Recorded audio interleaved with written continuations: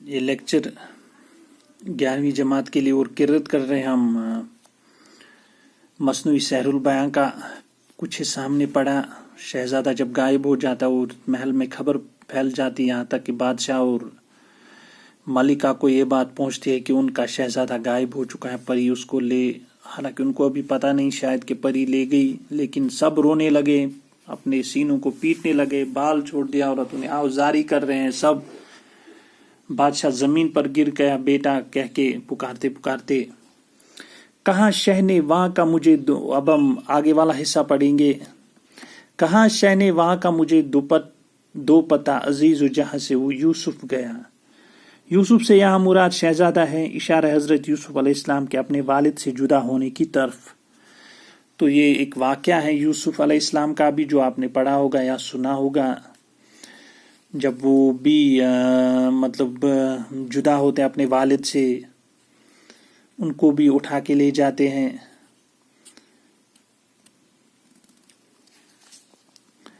تشریح. بادشاہ نے ان سے کہا کہ مجھے وہ جگہ دکھا دو جہاں سے شہزادہ غائب ہو گیا.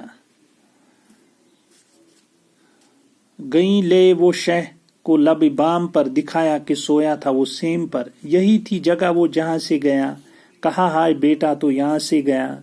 میرے نوجوان میں کہاں جاؤں پیر, نظر تو نے مجھ پہ نہ کی بے نظیر. عجب بحر غم میں ڈبویا مجھے, غرض جان سے تو نے کھویا مجھے. بے نظیر اس شہزادے کا نام جو غائب ہوا, جس کو پری اٹھا کے لے گئی, جو ہم نے خلاصے میں پڑھی. ابھی ان کو پتہ نہیں ہے لیکن کہ کون اس کو لے گئی. کنیزیں بادشاہ کو چھت پر لے گئیں اور وہ جگہ دکھا دی جہاں شہزادہ سویا ہوا تھا, اور کہا کہ یہی وہ جگہ ہے جہاں سے شہزادہ غائب ہو گیا. بادشاہ رونے لگا اور کہنے لگا کہ ہائے بیٹا تو کہاں چلا گیا. میرے نوجوان بیٹے, اب یہاں بوڑھا باپ کیا کرے گا, کہاں جائے گا. تو نے میری پرواہ نہ کی, مجھے غم میں غرق کر دیا, مجھے ہلاک کر دیا.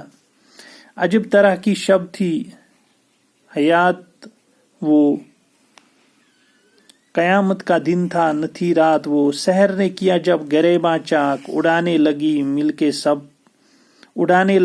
کے سب سر پہ خاک. اٹھا شہر میں ہر طرف شور و گل, کہ غائب ہوا اس چمن سے وہ گل.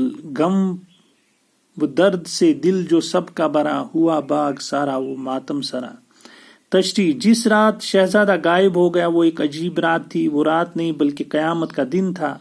جب صبح ہوئی تو سبھی ماتم کرنے لگے. شہر میں ہر طرف یہ خبر پھیلی کہ اس چمن کا پھول یعنی اس شہر کا شہزادہ غائب ہو گیا ہے. ہر ایک کا دل غم سے بھر گیا, سارا شہر ماتم سرا میں تبدیل ہو کر رہ گیا. گیا جب وہ سرو اس باغ سے, نظر پھول آنے لگے داغ سے. تشریح. جب سے وہ شہزادہ بے نظیر باغ سے چلا گیا تب سے پھول نہیں بلکہ داغ نظر آنے لگے ہیں, یعنی اس کی جدائی میں پھولوں نے اپنی رونق کھو دی ہے. اکڑنا گئے سرو سب اپنا بھول, اڑانے لگی کمریاں سر پہ دھول. صدا اب جو کوئی انہوں کی سنے, تو کوکو سے ان کے جگر تک بنے. تشریح. شہزادی کی جدائی میں سروں کے سبھی پیڑ جھکے پڑے ہیں, تو سب جو پیڑ پودے ہیں سب جھک گئے ہیں. سب یہ یہاں پہ کیفیت دکھانے کی کوشش کی کہ سب اداسی ہر طرف چھائی ہوئی تھی. وہ اکڑ کے کھڑے رہنا بھول گئے. کمریاں بھی اس کے غم میں ماتم کرنے لگی ہیں. اگر ان کی کوکو کی آواز, جو پرندہ ہوتا ہے کمری, کسی کے کانوں میں پڑتی تھی اس کا جگر بن جاتا تھا. تو ہر طرف غم کی کیفیت ہے, غم کا ماحول ہے. ہوئے خشک اور زرد سارے نہال, ثمر لگ کے پاتوں ہوئے پائمال. سارے پیڑ پودے شہزادے کی جدائی کے غم میں سوکھ گئے اور زرد پڑ گئے. درختوں کے پھل زمین پر گر گئے اور پاؤں سے روندے گئے. تو ایسی کیفیت ہو گئی کہ کوئی اب کسی کو پوچھنے والا نہیں. ہر طرف پریشانی, جو ماحول غم کا ماحول ہے اس نے سب چیزیں تہس نہس کر دی. تو کوئی کسی کا خیال نہیں. اب سارے پیڑ پودے, ان کی کوئی زمین پر پھل گرے ان کی کوئی فکر نہیں کسی کو. ترانے سے بلبل کے جی ہٹ گیا, گلوں کا جگر در سے پھٹ گیا. تشریح. شہزادی کی جدائی میں بلبل کو بھی ترانے میں اب جی نہیں لگتا تھا. پھولوں کا جگر بھی درد سے پھٹ گیا، تبسم کلی ہجن سے بھول گئی، پیا غم سے از بس لہو پھول گئی۔ تشریح: کلی شہزادے کے غم سے مسکرانا